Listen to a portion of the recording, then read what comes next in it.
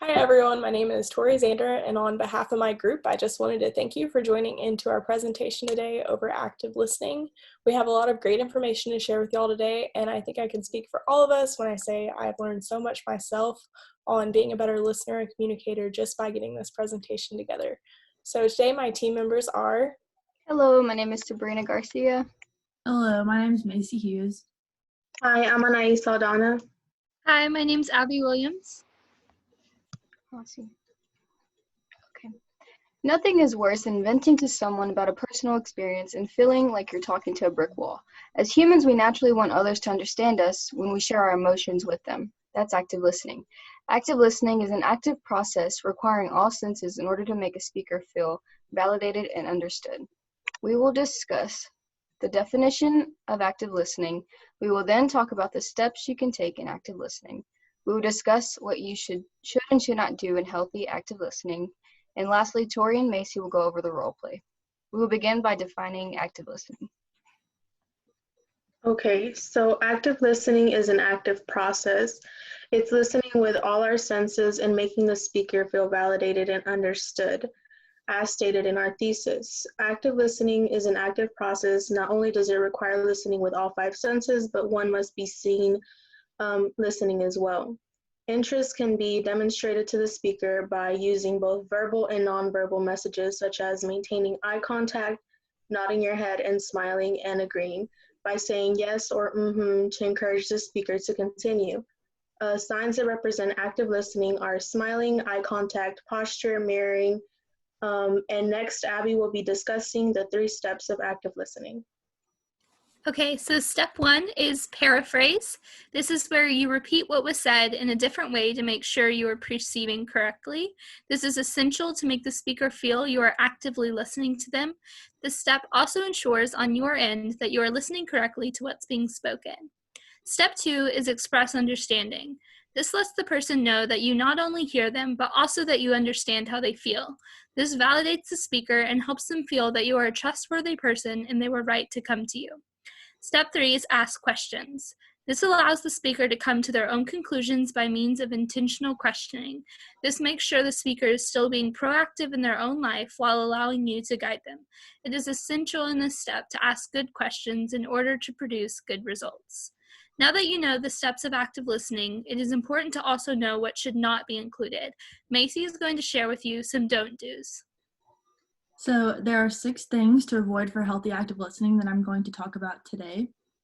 The first is don't use the same phrase repeatedly. This can make the person you're speaking with think that you're not listening to them.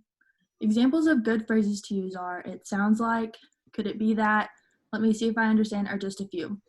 The goal is to not use the same phrase over and over again. It is important to make the speaker feel like you are truly listening. The second is don't interrupt when the other person is speaking to you. This makes it seem like you are trying to take control of the conversation. It is important that you don't make the conversation about yourself. Instead, it is better to listen to everything the speaker has to say without interrupting and then respond in an appropriate manner.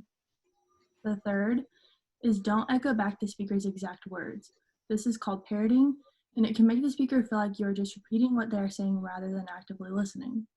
Instead, it is better to paraphrase by using your own words to gain an understanding of what the speaker is trying to say to you. We will give an example of paraphrasing in the role play section of this presentation. The fourth is don't give advice or force your own opinions. Even if you're only trying to help the person you are speaking with by giving them advice, there is a chance that you could be pointing them in the wrong direction.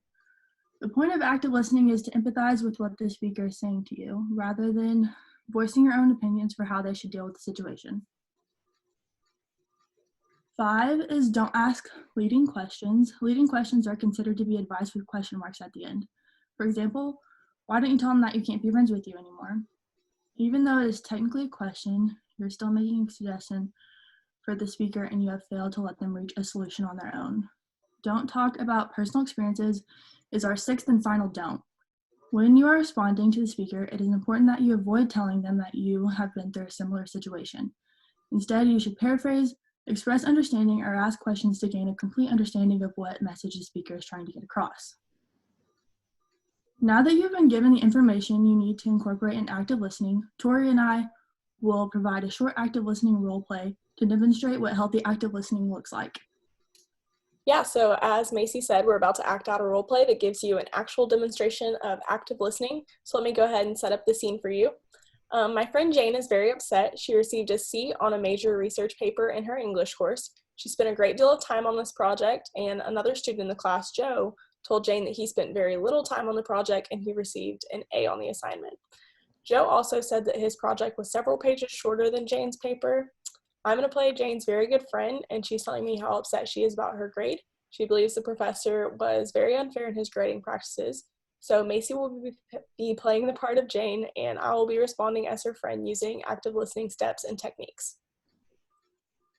I can't stand my English professor right now. I worked so hard on my research paper, it was almost a full-time job for me in the last 3 weeks. I just knew I was going to get a high A on this major assignment. Instead, when Dr. Smith handed back our papers today, I had a giant C in red on the first page. Joe, who sits next to me, was bragging about putting these together at the last minute. To make it worse, his paper was shorter than mine and he got an A. Oh my goodness, Jane, I'm really sorry to hear that. That's the worst. It sounds like you've been super busy putting in the work you needed to get an A on your project. I couldn't imagine having received it back and seeing that C. And then to see Joe get an A after writing a shorter paper at the last minute. I can understand why you're upset. You got it. I just can't even think straight right now. All my hard work for nothing.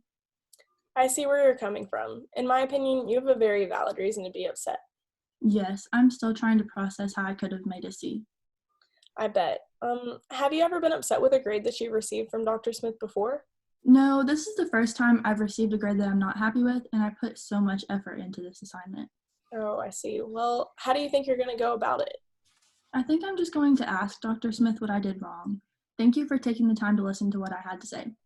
So that concludes our demonstration.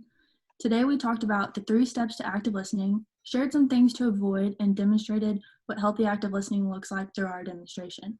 Our group would like to say thank you for watching our presentation, and we hope that you incorporate what we have shared with you today in your own active listening conversations. Bye. Bye.